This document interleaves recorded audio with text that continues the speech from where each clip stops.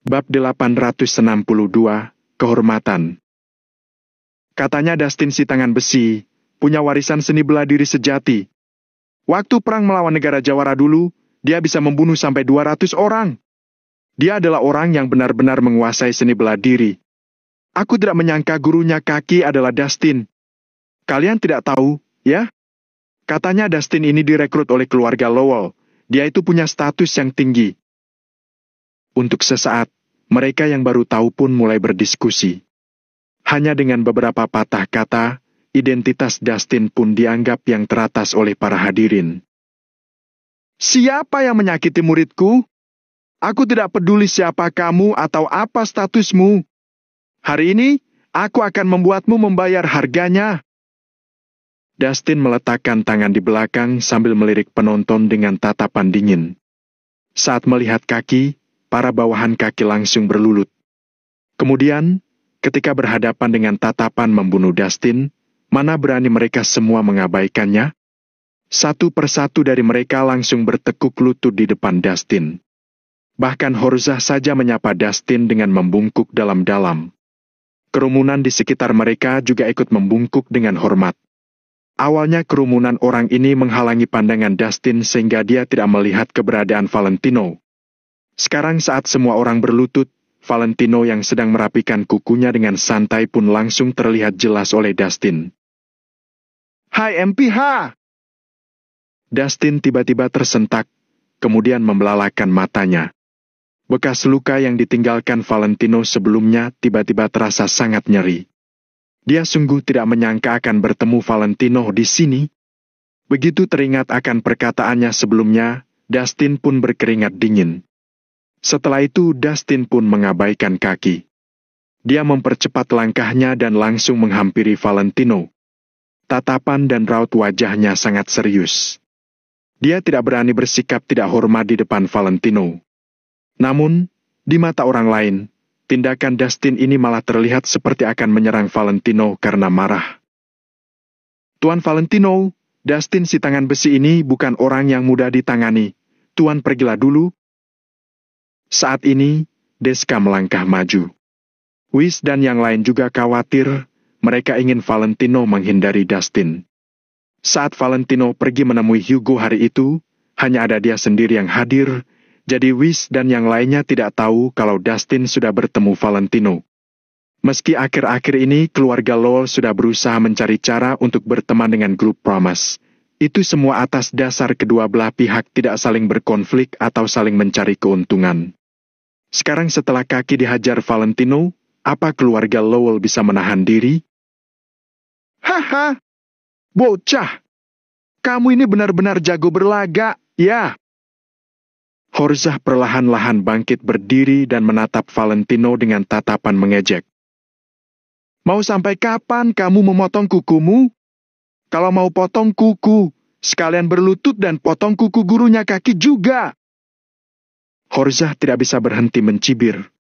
Dustin sudah hampir sampai di depan Valentino.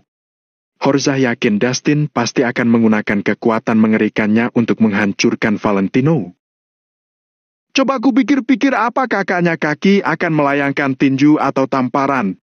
Mau pakai apapun, yang jelas kamu pasti jadi cacat. Hahaha. Horzah merasa semakin bahagia saat membayangkannya. Apa katamu? Tiba-tiba, terdengar sebuah suara berat dari belakang Horzah. Horzah tiba-tiba balik badan dan berkata dengan hormat pada Dustin. Pak Dustin, aku sudah bilang pada pecundang ini untuk berlutut saat melihatmu. Bapak harus menghajarnya baik-baik. Ya, aku harus menghajarnya baik-baik. Setelah Dustin mengatakan kalimat ini, dia tiba-tiba melayangkan tamparannya dengan kuat. Dustin si tangan besi dikenal karena tangan besinya dan keterampilannya yang sangat hebat. Telapak tangannya ini sudah ditempa berkali-kali, meski tidak sebanding dengan baja, tingkat kekerasannya jauh melampaui orang biasa. Saat ini Dustin mengayunkan tangannya dengan kuat, mengembuskan angin di sekitarnya dan menampar wajah gemuk Horzah dengan keras. Plak! Tamparan itu sangat keras dan kuat sampai membuat Horzah mundur 5 atau 6 langkah jauhnya. Semua orang menganga bersamaan dan menyaksikan kejadian ini dengan bingung. Kenapa rasanya Dustin si tangan besi ini agak gila, ya? Bukannya menghajar Valentino, dia malah menampar Horzah. Horzah tidak bisa berpikir jernih, darah langsung menyembur dari lubang hidungnya dan wajahnya juga membengkak. Barusan Horzah sudah terpikir Dustin akan meninju, menampar atau bahkan sampai menendang Valentino. Namun, Horzah tidak menyangka bahwa malah dia yang akan ditampar. "Pak Dustin, aku..." Horzah ingin angkat bicara. "Apa aku menyuruhmu bicara? Berdiri!" Dustin melangkah maju dan kembali menampar Horzah dengan keras dengan punggung tangannya. Plak! Kali ini, Horzah berusaha keras menahannya. Dia tidak berani bergerak dan hanya berputar 2 kali di tempatnya berpijak. Darah mengalir semakin deras dari lubang hidung Horzah dan sontak merembes ke pakaiannya. "Pak, Bapak memukul orang yang salah. Bukan dia yang memukulku, tapi pria itu." Kaki akhirnya bereaksi, dia buru-buru berlari meraih lengan Dustin dan menunjuk Valentino sambil mengklarifikasi. "Dia yang memukulmu? Itu sebuah kehormatan bagimu. Minggir!" Dustin melirik Valentino, lalu menepis lengan kaki. Kaki kembali tercengang, semua orang di sekitar yang mendengarnya juga menganga lebar-lebar. Valentino memukul kaki adalah kehormatan bagi kaki? "Pak, apa Bapak sedang bercanda?" tanya kaki dengan suara gemetar. "Apa kamu tahu siapa dia? Dia adalah Lanau. Dia adalah tamu terhormat Tuan Besar Hugo. Tuan Besar Hugo saja memperlakukannya dengan sangat sopan. Memangnya kenapa kalau dia memukulmu? Bukankah itu kehormatan bagimu?" tanya Dustin dengan sangat serius. Kaki seakan kesetrum, kemudian dia mengangguk seperti ayam yang sedang mematuk nasi dan berkata, Ya, itu adalah kehormatan bagiku. Sebaiknya kamu jujur padaku. Apa barusan kamu bersikap kasar pada Tuan Lano seperti orang bodoh ini?" tanya Dustin dengan dingin.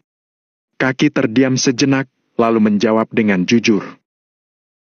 "Aku tidak memaki Tuan Lano. Aku hanya mengatakan hal kasar pada Tuan Lano. Berlutut!" teriak Dustin. "Ya!" Kaki langsung berlutut di hadapan Valentino tanpa ragu-ragu. Kali ini, tubuhnya bergetar tanpa henti. Semua orang di sana jadi tercengang dan ketakutan saat melihat kejadian ini dan mendengar kata-kata Dustin. Valentino adalah tamu terhormat Tuan Besar Hugo dan bahkan diperlakukan dengan begitu hormat. Kalau begitu, bukankah Dustin ini hanya seorang junior di depan Valentino? Horzah jadi takut, sangat takut. "Pak Dustin, aku tidak tahu, aku..." Horzah memaksakan diri untuk tersenyum, tapi wajahnya malah terlihat lebih jelek dari menangis. Plak! Dustin menampar wajah Horzah tanpa ragu dan berteriak. "Apa aku mengizinkanmu bicara?" Bagaimanapun juga, kaki adalah muridnya, Dustin pasti tidak akan berpangku tangan. Namun, apa hubungannya Horzah dengan Dustin? Kalau ada yang menyinggung Valentino, harus ada seseorang yang dikorbankan dan menderita hari ini untuk meredam amarah Valentino. "Tadi berapa kali dia memakiku?" Valentino berhenti sejenak, lalu bertanya pada Kasman sambil memegang gunting kukunya.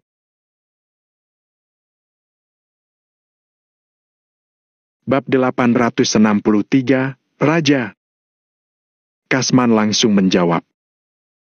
"Lapor, Kak Lano. 10 kali. "Oh, 10 kali. Valentino mengangguk, lalu kembali menunduk dan merapikan kukunya lagi. Semua orang terdiam. Apa kukunya itu sulit dipotong? Apa Valentino sadar sikapnya sekarang benar-benar terlihat mencurigakan dan terkesan berlagak? Namun, tidak ada yang berani mengatakannya. Kalau orang bisa berlagak kuat, artinya bukan lagak semata, tapi dia sungguh luar biasa. Mereka tidak ingin mengalami seperti apa yang terjadi pada Horzah. Dustin tentu paham arti perkataan Valentino. Dia pun mencekik leher Horzah dan kembali menampar Horzah. Aku tidak akan memukulmu terlalu banyak. Karena kamu memaki Tuan Lano sebanyak 10 kali, aku akan menamparmu sebanyak 10 kali juga. Tamparan yang tadi itu anggap saja pemanasan, kata Dustin dengan serius. Saat ini, wajah Horzah sudah bengkak seperti kepala babi dan terlihat sangat menyedihkan. Tidak ada satupun dari bawahan Horzah yang berani mengatakan sepatah kata pun, mereka semua menunduk dalam diam. Pak Dustin, aku... Horzah ingin menjelaskan, tetapi mana mungkin Dustin mau mendengar penjelasannya? Aku tidak menyuruhmu bicara! Dustin berteriak keras, lalu mencekik erat leher Horzah dengan tangan kirinya sambil menampar Horzah dengan tangan kanannya. Plak! Saat ini, hidung Horzah berdarah dan wajahnya bengkak. Hal yang terjadi selanjutnya adalah pemandangan yang sangat menakutkan. Dengan ini, mereka juga benar-benar melihat kengerian Dustin si tangan besi. Valentino menundukkan kepalanya dan tidak berkata apa-apa. Dia hanya memotong kukunya dengan sangat serius. Tik! Suara kuku yang tergunting terdengar dengan renyah. Dalam suasana yang hening ini, bahkan suara guntingan kuku pun terdengar sangat jelas. Plak! Disusul dengan suara tamparan yang sangat nyaring. Tik! Kembali terdengar suara kuku yang tergunting. Lalu, kembali disusul dengan suara tamparan yang menggetarkan telinga semua orang. Setiap kali Valentino memotong kukunya, wajah Horzah akan ditampar. Hanya 10 kali? Sepertinya 20 kali lebih. Horzah sudah hampir menangis. Dia merasa sangat kesal dan marah. Tuan Lano, kumohon berhentilah memotong kukumu. Tolong berhentilah. Kumohon. Horzah memohon pada Valentino dengan rintihan. Horzah dihajar sampai babak belur, wajahnya bengkak, matanya sampai tidak bisa dibuka, yang jelas dia tampak sangat mengenaskan. Seorang bos terkenal di kota Fero dihajar sampai menangis. Kalau hal ini sampai tersebar, tentu Horzah akan ditertawakan semua orang. Namun, setelah merasakan sendiri kengerian tamparan Dustin, orang lain baru dapat memahami suasana hati Horzah saat ini. Tuan Lano, kumohon. Aku tidak berani lagi. Aku yang buta dan salah. Kumohon ampuni aku. Aku bersedia bergabung denganmu. Aku bersedia mengikutimu. Aku tidak akan pernah berani melawanmu lagi. Horzah tetap memohon belas kasihan. Mendengar hal ini, Valentino akhirnya menyingkirkan gunting kukunya, lalu meniup kukunya, mengangkat kepalanya dan berkata, "Kalau begitu, aku tidak menggunting kuku lagi." Setelah mendengar kata-kata Valentino, Dustin baru berani berhenti. Dustin juga menghela napas lega karena dia juga mengerahkan sekuat tenaga dalam melayangkan tamparan barusan. Ini juga sangat melelahkan untuknya. Saat ini semua hadirin terhenyak. Horzah terduduk di tanah dengan kepala seperti babi. Kaki, di sisi lain tetap berlutut dan menundukkan kepalanya ke arah Valentino. Kaki dan Horzah ini adalah penghalang terakhir Deska untuk menaklukkan dunia preman. Namun, sekarang kedua penghalang ini tuntas sudah. Orang yang satu berlutut di depan Valentino, sedangkan yang lainnya mau bergabung dengan pihak Valentino. Apa maksudnya? Artinya, tidak ada lagi yang bisa menghadang langkah Valentino di dunia preman kota Fero. Bahkan sepertinya mulai hari ini dan seterusnya, kota Fero yang awalnya rumit akan menyambut sistem penyatuan yang baru. Seluruh dunia preman dikendalikan oleh satu nama, yaitu Lano. Dustin melirik Valentino, kemudian teringat kata-kata Hugo.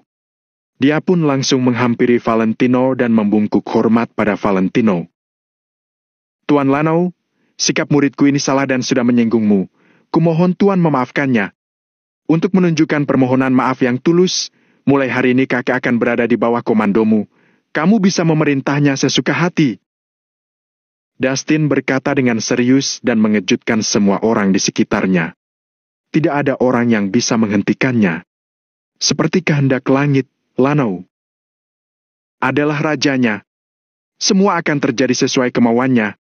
Tidak ada lagi orang yang bisa menghalanginya. Salam hormat kepada Kak Lano. Seru Kaki tanpa ragu. Salam hormat kepada Kak Lanau. Tiba-tiba, semua orang di sana berseru dengan serentak. Horzah juga bangun dengan susah payah dan memberi salam pada Valentino dengan hormat.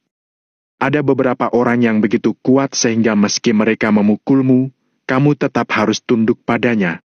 Kasman yang menyaksikan kejadian ini tiba-tiba terpikir pada sebuah kalimat.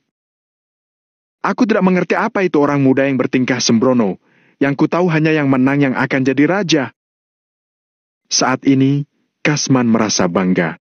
Kasman langsung melangkah maju dan berteriak pada semua orang di sana. Aku tidak tahu yang menang dan siapa yang jadi raja. Yang ku tahu Kak Lanau lah rajanya. Pernyataan ini mungkin sangat arogan, tapi tidak ada seorang pun yang berani membantahnya. Bagus. Saat ini, pemuda yang duduk di kursi, pemuda yang tampak biasa itu adalah raja yang sebenarnya. Kak Lanau rajanya! Teriak Danu. Kak Lanau rajanya! Deska buru-buru membungkuk dan memberi hormat. Kak Lanau rajanya! Dia rajanya! Dia rajanya! Dia rajanya! Dalam sekejap, ribuan orang yang ada di sana serempak menyerukan kalimat ini. Seruan Lanau yang menjadi raja bergema seakan meruntuhkan langit. Mereka semua mengerti akan satu hal. Raja preman kota Fero telah lahir. Tiba-tiba Danu terpikir sesuatu dan matanya pun memerah. Danu melihat Valentino yang tetap terlihat tenang. Dia pun tidak mengerti perasaan apa yang menyerbunya ini. Waktu itu Valentino meninggalkan kota Neo dengan menyedihkan. Valentino harus bergantung pada Angel untuk bertahan hidup. Tidak perlu dikatakan lagi betapa menyedihkan hidupnya. Namun sekarang, Valentino berhasil mengambil kembali kejayaan miliknya. Dulu sang raja jatuh, ribuan rakyat kehilangan pemimpin dan semua orang menghela napas. Sekarang, atas nama Lanau, Valentino bisa kembali berada di puncak dan menjadi raja. Hanya bawahan yang sudah lama mengikutinya seperti Danu yang bisa merasakan kepahitan di dalam kejayaan ini. Namun, Danu tahu bahwa ini semua baru permulaan. Perjalanan Valentino masih jauh dari kata selesai. Tuan Lanau, di hari yang indah ini, ternyata kita bisa bertemu. Kalau begitu, apa Tuan Lanau bersedia ikut denganku mampir ke keluarga Lowell? Tanya Dustin dengan khawatir. Valentino merenung selama 2 detik, lalu mengangguk. Lingkaran kalangan menengah kota Fero sekarang ini sudah dikontrol olehnya. Grup Promise jelas merupakan perwakilan terkenal di kalangan bisnis tingkat menengah. Untuk urusan di sisi Deska, Valentino juga sudah berhasil menyatukan semuanya. Langkah selanjutnya adalah untuk menjalin hubungan dengan kalangan atas. Tanpa dukungan dari kalangan atas, semua yang ada di depannya jadi fondasi yang tidak stabil. Dustin pun langsung bersemangat melihat Valentino yang setuju. Dia langsung membukakan pintu mobil untuk Valentino. Valentino memberi tugas pada Deska, lalu masuk ke mobil dan bergegas menuju ke kediaman keluarga Lowell. Venus, segitiga emas. Dalam kurun waktu ini, segitiga emas sangat damai. Tempat ini sungguh berbeda dari sebelumnya, di mana dulu tempat ini penuh dengan peperangan yang kacau balau. Banyak orang di segitiga emas tidak tahu sebenarnya apa penyebabnya. Mereka hanya tahu kalau beberapa waktu yang lalu segitiga emas sangat kacau. Suara tembakan berlanjut selama sehari semalam, baru akhirnya selesai. Banyak penduduk lokal segitiga emas yang waktu itu bisa merasakan tanah di bawah kaki mereka bergetar terus-menerus. Namun, setelah suara tembakan berhenti, tidak ada berita yang tersebar. Setelah itu, segitiga emas menyambut ketenangan yang sangat langka. Saat ini, di kota Tachilek di segitiga emas, markas utama asosiasi Maple Pavilion. Di atas panggung di depan markas utama, ada seorang pemuda yang bersandar di pagar dan melihat ke arah timur. Saat ini malam mulai menjelang, matahari terbenam di belakangnya dan sinarnya memantulkan cahaya merah yang jatuh di pakaian pemuda itu, membuatnya seakan mengenakan kemeja berwarna merah darah. Wajah pemuda itu terlihat tegas, dia menatap ke arah timur dengan sangat tegas. Bagaimana keadaannya? Tanya pemuda itu dengan santai. Seorang pria berpakaian hitam di sebelahnya buru-buru melangkah maju dan berkata, "Pasukan siap diutus ke negara Neo kapanpun." "Bagus." Pemuda itu mengangguk kecil sambil menatap ke arah timur, lalu berbalik dan berjalan menuruni panggung. Saatnya sudah tiba. Bab 86:4 Merisho. Setelah pemuda itu berbalik perlahan, giliran punggungnya yang menghadap timur. Sinar matahari terbenam di barat menerpa wajahnya, membuat wajahnya bersinar dan tampak semakin berwibawa serta tegas. Pemuda itu mengangkat kepalanya perlahan, lalu mengulurkan tangannya untuk menghadang sinar matahari. Sinar yang menerobos melalui jari-jarinya membuatnya mau tak mau menyipitkan matanya. "Selama ini aku selalu berpikir kalau kota Neo sudah cukup mewakili seluruh dunia. Sekarang aku baru mengerti betapa luar biasanya dunia luar. Dulu aku seperti kata dalam tempurung." Gumam pemuda itu pada dirinya sendiri. Pemuda ini adalah putra tertua keluarga laki di kota Neo, Mario. Awalnya dia hanya seorang playboy, tapi sejak bertemu dengan Valentino, dia benar-benar banyak berubah. Perkara yang terjadi dalam beberapa bulan terakhir juga melatih emosionalnya, membuatnya jadi lebih dewasa dan stabil. Mentalitasnya mengalami perubahan yang mengejutkan. "Tuan muda Mario, kali ini kamu sudah berkontribusi besar. Sekembalinya ke kota Neo nanti, Tuan besar pasti tidak akan melupakan jasamu saat berdiskusi tentang siapa yang harus diberikan penghargaan atas jasanya," kata pria berbaju hitam di belakangnya. Mario menggeleng kecil dan bertanya sambil tersenyum. "Apa semua yang kulakukan hanya untuk pujian itu? Tidak sesederhana itu. Dalam hidup ini, selalu ada sesuatu yang harus kita lindungi. Kita harus berjuang untuk seseorang atau sesuatu yang berharga bagi kita, meski harus mempertaruhkan nyawa sekalipun, kita tidak akan ragu." Kata-kata Mario itu ditujukan untuk pria berbaju hitam di belakangnya. Pria itu pun terus mengangguk sambil mendengarkan. Di tengah pembicaraan mereka, datanglah seorang tentara dari asosiasi Maple Pavilion dengan seragam tempurnya. Dia berjalan menghampiri panggung. "Tuan muda Mario, Kak Chris sudah bangun." Mario terkejut mendengar berita ini. Dia langsung turun dari panggung dan berjalan menuju sebuah ruangan di kejauhan. Di dalam sebuah ruangan, Chris yang terlihat sangat pucat sedang berbaring di tempat tidur. Dia memicingkan matanya saat menatap Mario. "Gawat! Ada apa, Tuan muda Chris? Apa aku harus mengikuti aturan yang kamu tetapkan di kota Neo? Apa aku harus berlutut dan menyapamu?" tanya Mario yang sengaja menyindir Chris. "Brengsek!" Chris menatap Mario, kemudian keduanya tersenyum. "Kenapa? Kamu mau bangun dan lari 2 putaran?" Mario sengaja menggoda Chris. Nanti saja." Chris mengibaskan tangannya. "Kalau begitu sekarang kamu bangun dan aku berlutut padamu?" tanya Mario dengan serius. Pergi sana." Chris tampak tidak sabar.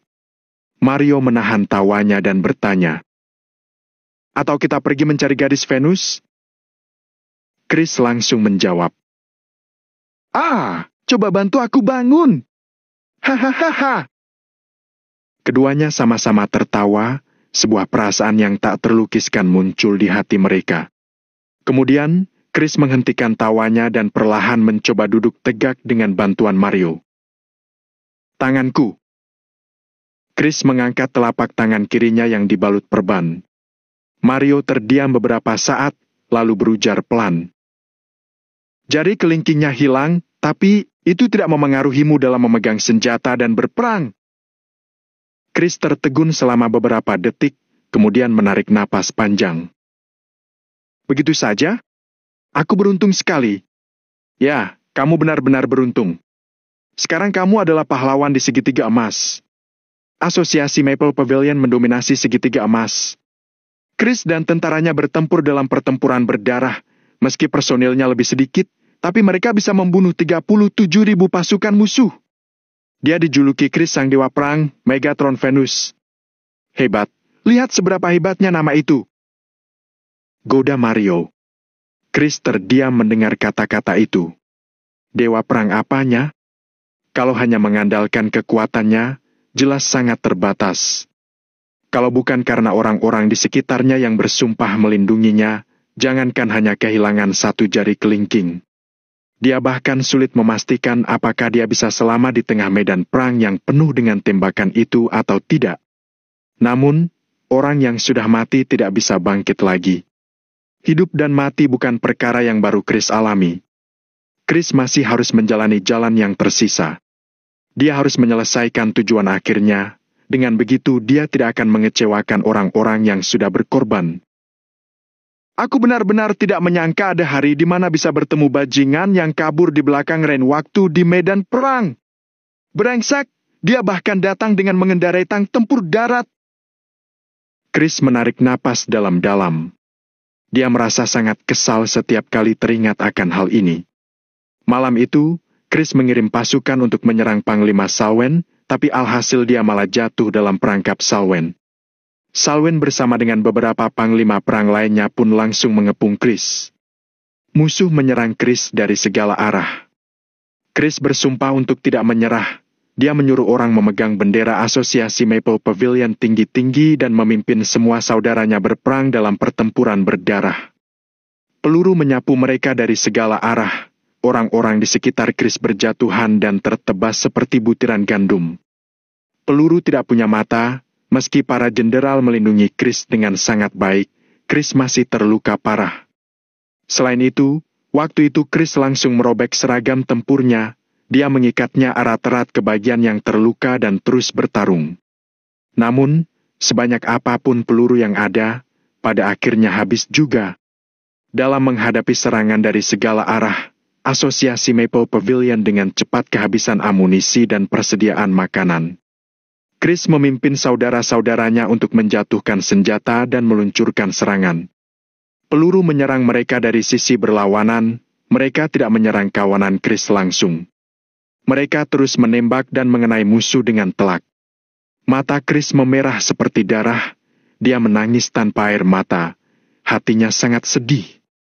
Dia menyaksikan satu persatu saudara di sampingnya tumbang dan menyimpan kebencian yang dalam di hatinya.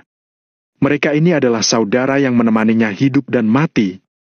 Akhirnya, Chris tertembak di kaki dan langsung jatuh ke tanah. Sebagian besar anggota Asosiasi Maple Pavilion juga jatuh tertembak. Namun, justru saat inilah kekuatan Asosiasi Maple Pavilion yang sebenarnya terungkap. Tidak ada satupun dari mereka yang mundur. Semua orang berteriak menyerukan bahwa bendera Maple Pavilion tidak akan jatuh, lalu mereka merangkak untuk membasmi musuh. Beberapa panglima perang di pihak Salwen juga terkejut sampai tidak bisa berkata-kata.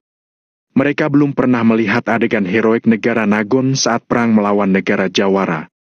Jadi mereka tidak akan pernah mengerti kenapa negara Nagon yang tidak takut mati demi mempertahankan tanah air. Selain itu, perbuatan Chris memberi pelajaran pada mereka. Namun, pihak lawan sama sekali tidak merasa kasihan dan berbelas kasih. Panglima Salwen sangat marah dan langsung mengirim 10 senjata mortar. Dia siap meluncurkan pengeboman ke semua arah di sekitar Chris. 10 senjata mortar itu diarahkan ke target dan mencakup wilayah yang cukup luas. Derajat penembakannya sudah disesuaikan, hanya kurang memuat amunisi dan menembakkannya. Setelah satu putaran penembakan, Chris pasti akan hancur berkeping-keping. Namun, tiba-tiba bola meriam yang sangat kuat meraung di langit. Waktunya sangat singkat, tidak ada yang sempat bereaksi. Meriam itu sudah terlebih dahulu mendarat tepat di tengah ke-10 senjata mortar. Duar! Terdengar suara yang menggetarkan bumi dan seluruh permukaan bumi bergetar 3 kali. Ke-10 senjata mortar itu langsung hancur berkeping-keping dan muncul lubang besar di tengah daerah itu. Kekuatan meriam itu jelas bukan sesuatu yang bisa ditiru oleh RPG ataupun senjata mortar. Kalian semua yang ada di dalam, dengar. Semuanya, letakkan senjata kalian. Bab 865, pulang. Kuberi waktu 10 detik untuk mempertimbangkannya. Setelah itu, Aku akan meluncurkan 10 tank tempur yang dilengkapi dengan peluru lapis baja kaliber besar. Ia bisa menyerang dengan kecepatan tembakan 1650 meter per detik. Kalian lihat saja apa aku bisa menghancurkan otak kalian berkeping-keping atau tidak. Tiba-tiba terdengar ledakan dari kejauhan. Setelah pengeras suara dinyalakan, suaranya semakin nyaring dan bisa didengar jelas oleh semuanya. Rombongan Panglima Salwen terkejut. Chris juga membelalakan matanya dan melihat ke arah sumber suara. Suara ini terdengar familiar. Terlihat ada 10 buah tank tempur yang dilengkapi dengan peluru lapis baja dan larasnya terangkat tinggi. Mereka bergerak mendatangi orang-orang ini dengan kecepatan lambat. Rantai roda tangki baja ini mengoyak tanah. Laras panjang yang terangkat tinggi membuat semua orang gemetar ketakutan. Gawat! Ratusan ribu orang yang ada di sana serempak berseru. Di antara semua panglima di segitiga emas, tim Chris sudah dilengkapi dengan sangat baik. Di tangan Chris sekarang hanya ada senapan berat dan roket RPG. Brengsek. Berani sekali orang itu mengendarai 10 tank tempur seperti ini. Dia benar-benar tidak bercanda. Aku kenal bocah itu. Waktu itu dia ada di belakangku. Chris mengangkat tangannya dengan penuh semangat. Dia menunjuk Mario yang ada di tangki di kejauhan dan berkata pada orang-orang di sekitarnya. Lihat tidak? Dia saudaraku. Mereka rekan kita. Setelah berkata demikian, Chris seperti bisa melepaskan beban di seluruh tubuhnya. Dia yang awalnya tegang pun melemas dan langsung jatuh pingsan. Mario mengepalkan tangannya perlahan, kemudian berteriak. Untuk Kak Valentino, untuk Kak Chris, untuk Asosiasi Maple Pavilion. Serang! Dor, dor, dor, boom, boom, boom. Laras tank terus bergetar, melemparkan lidah api yang kuat dan bola meriam pun sontak melayang. Saat bola meriam itu mendarat, kekuatan mengerikan tiba-tiba meledak dan langsung membuat lubang besar di tanah, membuat seluruh permukaan bumi bergetar. Setiap kali bola meriam itu jatuh, ledakannya akan mencabik-cabik tubuh lebih dari selusin orang yang dekat dengan titik ledakan. Mana mungkin kekuatan artileri tank bisa dibandingkan dengan senjata api biasa? Di hadapan tank tempur seperti raksasa baja ini, pihak Panglima Salwen pun jadi korban, tidak terhitung berapa banyak korban yang berjatuhan. Langkah selanjutnya yang bisa mereka ambil hanya kabur, kalau tidak bisa mereka akan terbunuh di tempat. Mario tidak bermaksud hanya menakuti saja, dia terus melancarkan serangan. Utang darah tentu saja harus dilunasi dengan darah. Bahkan kalau mau menerima orang, Mario akan pertimbangkan nanti setelah menghabisi beberapa kelompok orang. Malam itu, baik pasukan utama atau pasukan biasa Panglima Salwen terbunuh lebih dari setengahnya. Lokasi markas besar pun hanya tersisa lubang-lubang besar. Semakin kupikir, aku semakin tidak percaya. Bagaimana kamu bisa melakukannya? Chris perlahan pulih dari ingatannya, lalu menatap Mario dengan membelalakan mata. Tidak usah kamu pikirkan, aku tanya saja padamu, hebat tidak? Mario tersenyum bangga, lalu menyalakan 2 batang rokok sekaligus memberikan salah satunya pada Chris. Chris tidak keberatan, dia mengulurkan tangan untuk menerimanya, kemudian menyesap rokok itu dan menghela napas. Hebatlah! Lalu, apa yang terjadi setelah aku pingsan? Mario mengembuskan asap berbentuk cincin, lalu berujar dengan acuh tak acuh. Tidak usah bicara banyak tentang prosesnya. Segitiga emas hari ini hanya punya satu nama, Asosiasi Maple Pavilion. Jumlah orang kita sekarang tidak kurang dari 120.000. Prajurit itu bukan untuk bahan bualanmu, ya. Chris mengerjapkan matanya, sudut bibirnya tergerak dan hampir saja rokoknya jatuh ke kasur. Gila, bagaimana kamu melakukannya? Bagaimana kamu tahu aku punya masalah? Bagaimana kamu bisa datang membawa bala bantuan untukku secepat ini? Chris kembali tersadar dan langsung mengajukan banyak pertanyaan. Selain itu, sudah lama sekali aku tidak mendengar kabarmu. Kamu pergi kemana? Ini semua diatur Pak Hendrik. Mengenai detail prosesnya, akan kujelaskan padamu setelah kita kembali ke kota Neo. Mario terdiam sejenak, dia tidak menjelaskannya. Bicara tentang Hendrik, sekali lagi Mario sangat terkesan dengan pandangan jauh pria itu. Awalnya Hendrik mengambil sejumlah besar dana dari Maple Rain Real Estate dan menyerahkannya pada Mario juga sekelompok tentara keluarga Wijaya. Karena meski tentara keluarga Wijaya itu sangat setia dan mengabdi, mereka kekurangan seorang pemimpin yang terampil. Dalam situasi terdesak, Hendrik tidak bisa menemukan orang yang lebih cocok dari Mario, jadi dia menyuruh Mario maju. Mario juga sangat bingung, dia tidak punya pengetahuan dan pengalaman. Apalagi pada dasarnya dulu dia hanya seorang playboy. Namun, demi bisa menyumbangkan kekuatannya, dia pun nekat dan memberanikan diri. Hendrik yang waktu itu mengikuti Tuan Besar Wijaya bertempur di banyak tempat tentu mempunyai banyak koneksi. Mario memimpin sekelompok prajurit keluarga Wijaya, mengambil modal awal yang diberikan Pak Hendrik dan menghubungi orang-orangnya. Dia diam-diam mulai mengembangkan pasukan samaran. Awalnya Hendrik punya 2 buah rencana.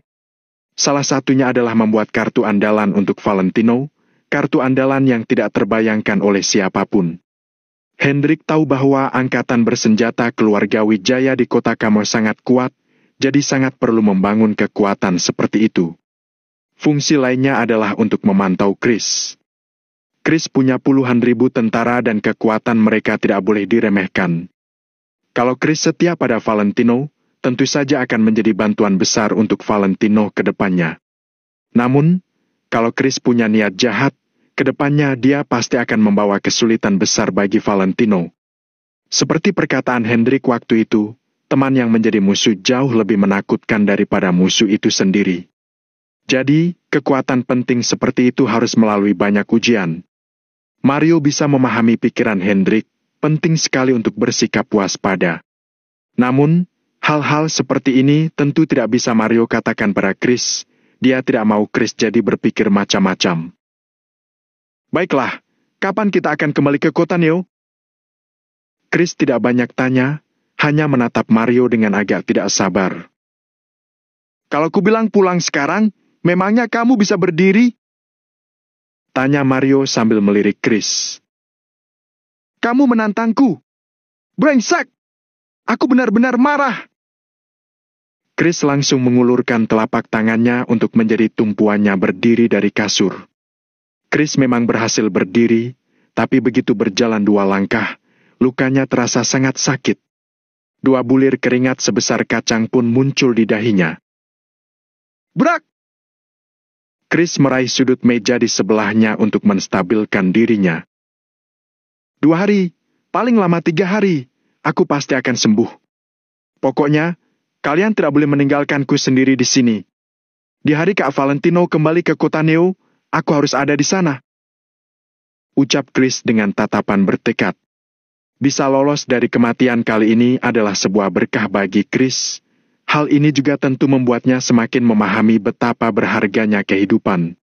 Jadi, Chris tidak akan pernah melupakan keselamatan yang dia dapatkan dari penyelamat keluarga mereka di kota Neo waktu itu, Valentino. Tunggu saja. Tugas kita di sini semua sudah selesai. Begitu Pak Hendrik selesai mengatur yang di sana, kita sudah bisa pulang. Terlihat tatapan antisipasi di mata Mario. Bagaimanapun juga, kota Neo adalah tempat dia dilahirkan dan dibesarkan. Pulang adalah kata yang luar biasa. Chris menghela napas terlebih dulu, kemudian bertanya. Apa kamu tidak menghubungi Pak Hendrik? Bab 866, Kompetisi Ahli Bela Diri. Mario menggeleng sambil menjawab. Ceritanya panjang. Intinya kita ini orang-orang yang batang hidungnya tidak muncul kalau tidak di ujung tanduk. Perkaramu itu pengecualian. Selama ini kami berkembang dan bersembunyi di tempat-tempat terpencil, bahkan tanpa sinyal, ini semua demi melakukannya dengan rahasia.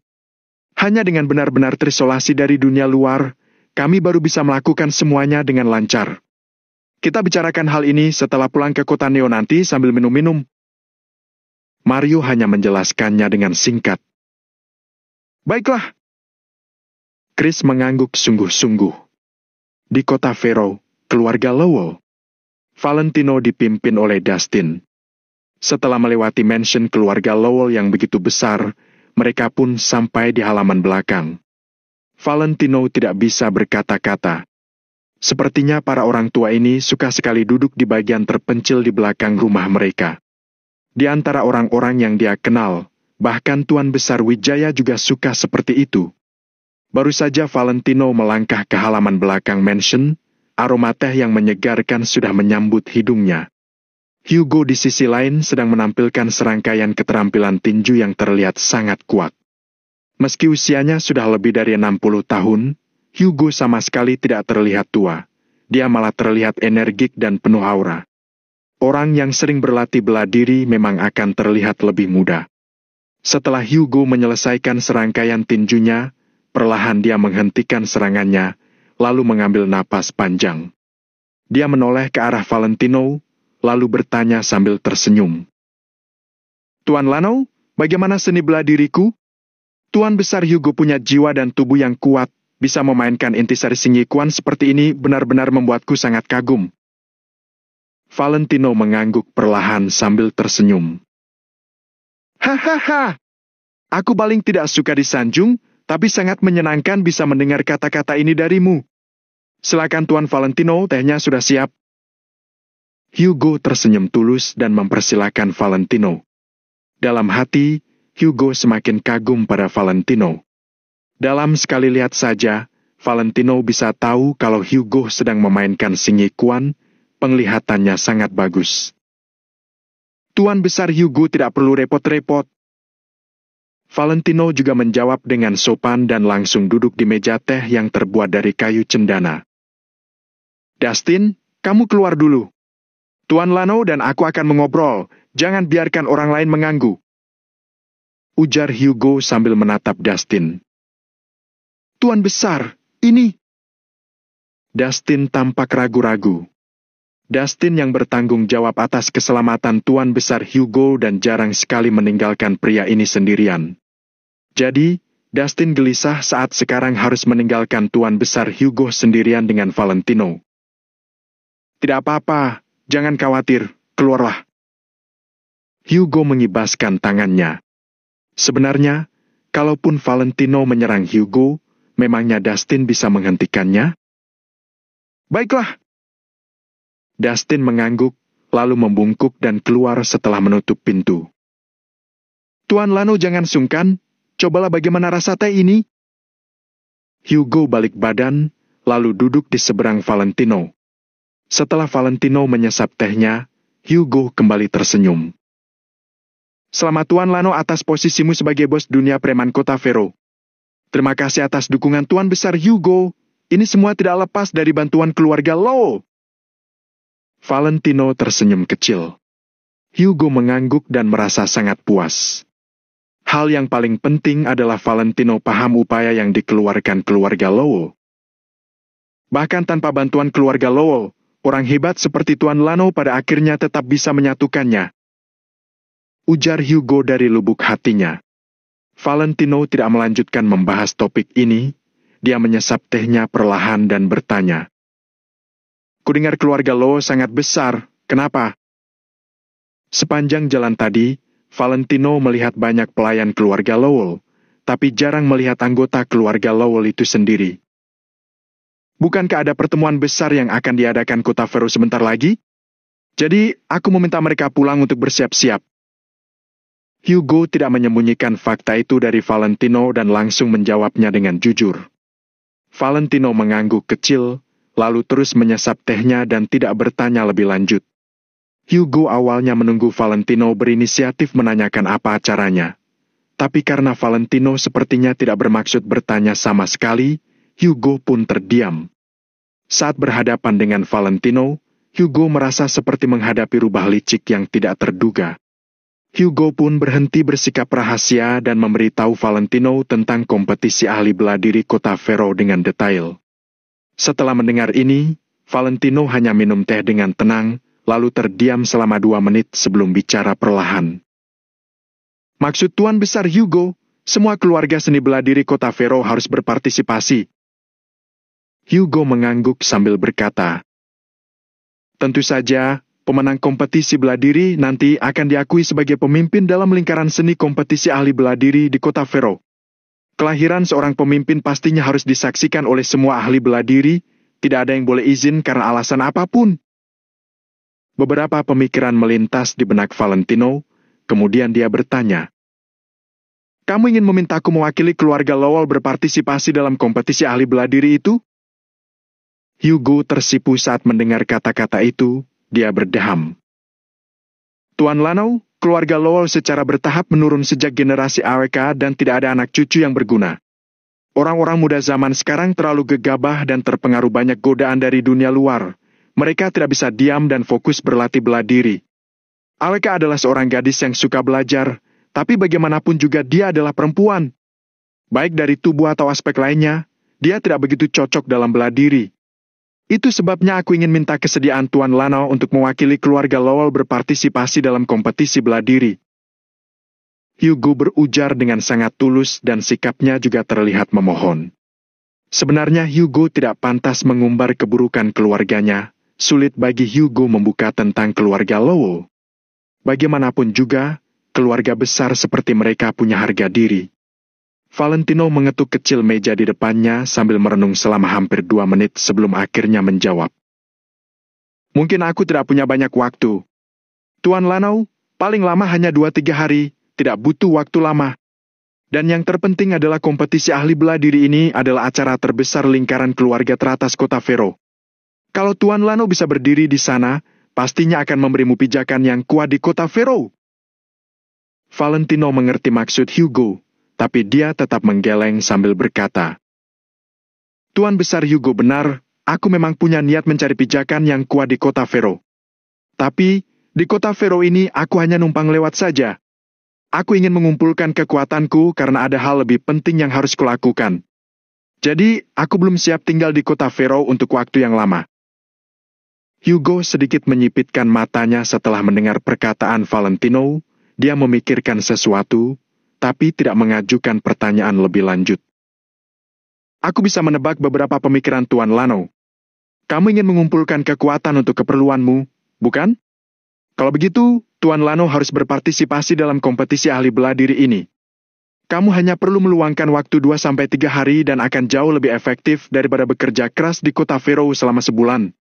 Alasannya karena diakui sebagai pemimpin dalam kompetisi ahli bela diri adalah pengakuan nyata oleh seluruh rakyat kota Fero." Bab 867, 3 hari. Baik untuk meningkatkan kekuatan pribadi atau untuk mengumpulkan kekuatan, sudah seharusnya Tuan Lano ikut dalam kompetisi ahli bela diri itu. Kalau Tuan Lano bisa jadi pemenang dalam kompetisi ahli bela diri ini, bukan masalah menaklukkan keluarga seni bela diri kota Fero. Hugo langsung mengatakan banyak hal sekaligus pada Valentino dan memberikan penjelasan tentang keuntungan serta kerugiannya. Dari perkataan Hugo, sepertinya kompetisi ahli bela diri di kota Fero ini hanya akan memberikan manfaat tanpa kerugian sedikit pun. Valentino jadi tergerak. Kalau bisa menaklukkan keluarga penguasa kota Fero, pastinya akan sangat membantunya. Valentino pun mengangkat kepalanya dan bertanya, "Kapan kompetisinya?" "Lusa," jawab Hugo dengan cepat. Valentino mengangguk kecil sambil berkata, "Kalau begitu biar aku memikirkannya, aku akan memberimu jawabannya besok." Hugo ragu-ragu sesaat, tapi kemudian dia mengangguk dan berkata, "Baiklah, silakan Tuan Lano pikirkan dulu. Kalau ada yang mau ditanyakan, tanyakan saja padaku."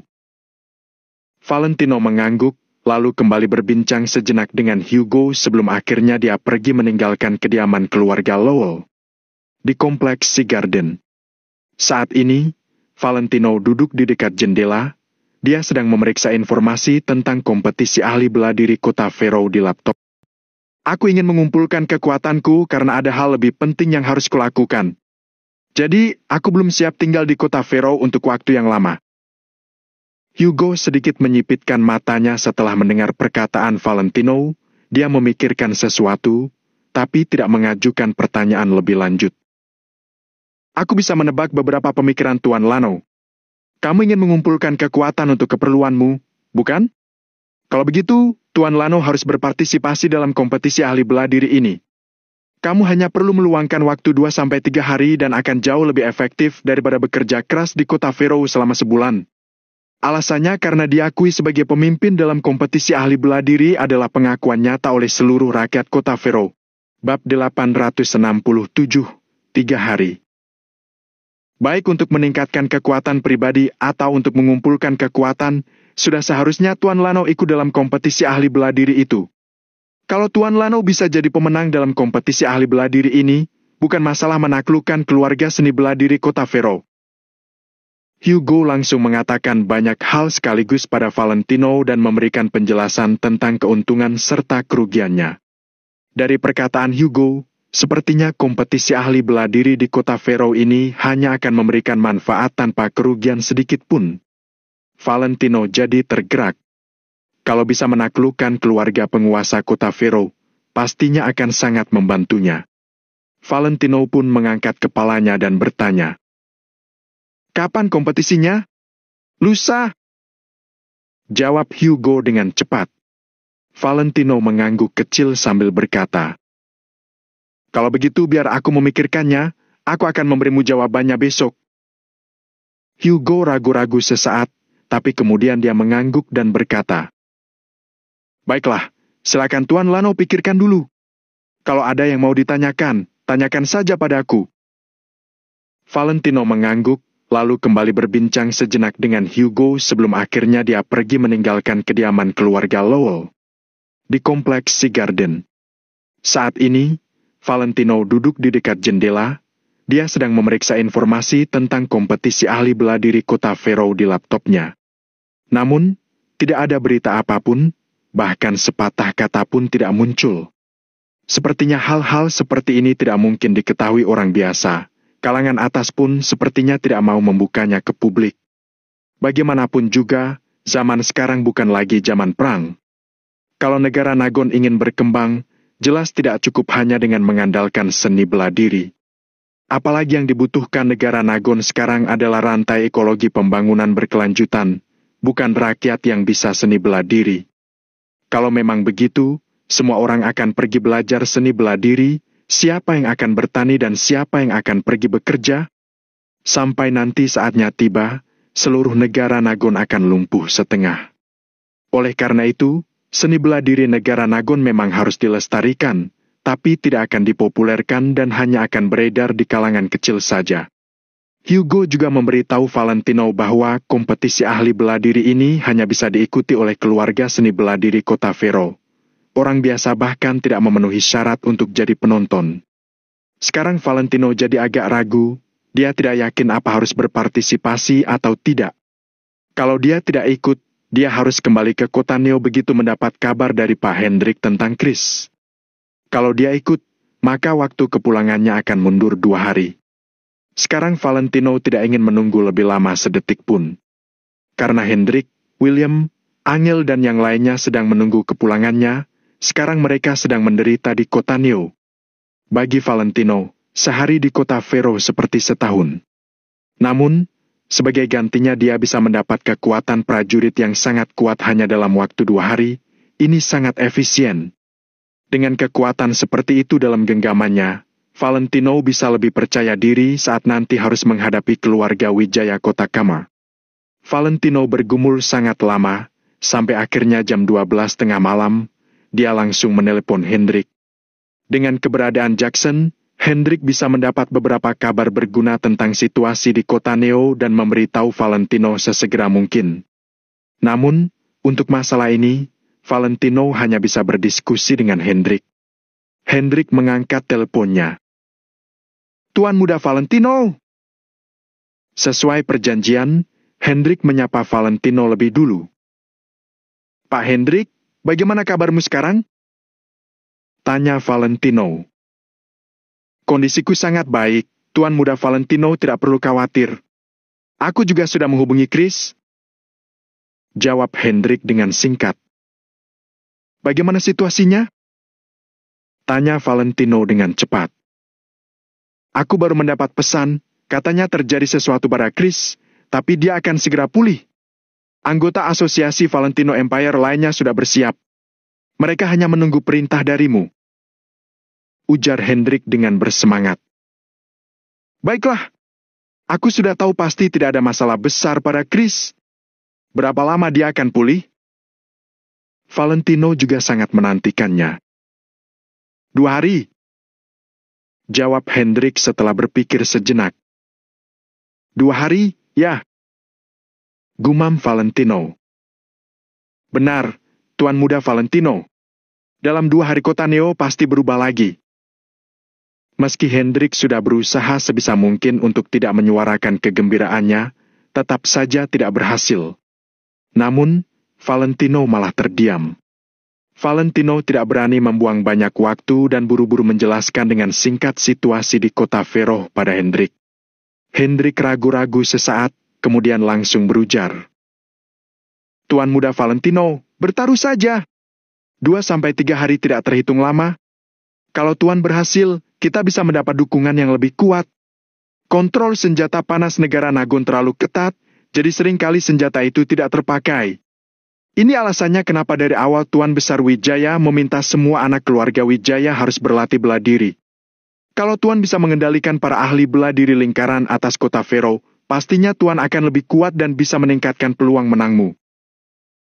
Semakin Hendrik memikirkannya, dia semakin merasa kalau Valentino harus ikut bertarung. Tapi aku tidak mau menunggu sedetik pun. Valentino mengepalkan tangannya. Tuan Muda Valentino, aku mengerti perasaanmu. Tapi ini adalah kesempatan yang sangat langka. Tuan tidak boleh melewatkannya apapun yang terjadi. Begitu kamu muncul, kamu pasti akan bertarung hidup dan mati dengan keluarga Wijaya. Semakin banyak kekuatan yang kita miliki, semakin banyak kesempatan untuk menang. Kalau sekarang Tuan bertindak atas kemauanmu sendiri untuk buru-buru kembali ke kota Neo, Tuan masih belum bisa menghentikan kekuatan keluarga Wijaya. Kita akan tetap menemui jalan buntu. Jadi, sebelum punya persiapan 100%, kuharap Tuan akan mementingkan tujuan akhir secara keseluruhan. Hendrik mengucapkan dengan sangat tulus bahkan terkesan memohon. Hal ini adalah cara yang paling masuk akal untuk sekarang. Lagi pula sekarang Chris belum pulih. Tanpa perintah darinya, para bawahannya tidak mungkin bertindak. Jadi, kebetulan kita bisa memberinya waktu. Kalau semua sudah siap, kita baru bisa berlagak. Lanjut Hendrik. Valentino terdiam selama hampir setengah menit. Dia melihat waktu lalu berkata, Baiklah Pak Hendrik, kalian di kota Neo tunggulah aku 2 hari lagi, paling lama 3 hari. Aku tidak akan membiarkan kalian menderita dengan sia-sia. Ujar Valentino sambil menggertakkan gigi. Tuan Muda Valentino, aku akan menunggumu. Setelah Hendrik selesai berkata, dia pun menutup sambungan. Sekarang tepat jam 12:05.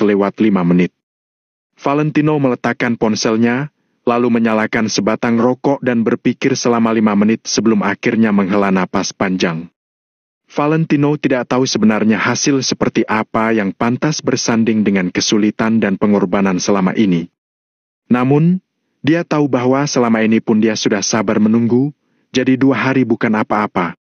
Meski Hendrik dan yang lainnya harus menderita 2 hari lebih lama. Namun, tanpa hujan badai, mana mungkin ada pelangi? Dengan menderita lebih lama 2 hari, Valentino bisa memberi mereka hari esok yang lebih baik. Kalau sekarang Valentino kembali ke kota Neo dengan gegabah, dia akan langsung disorot keluarga Wijaya. Saat itu tiba, keluarga Wijaya akan menggunakan kekuatan mereka untuk kembali meruntuhkan Valentino. Kalau itu terjadi, kekuatan yang sudah dikumpulkan Valentino tidak mungkin akan kembali lagi padanya. Kalau itu sungguh terjadi, Hendrik dan yang lainnya, termasuk Valentino sendiri akan lebih menderita daripada sekarang.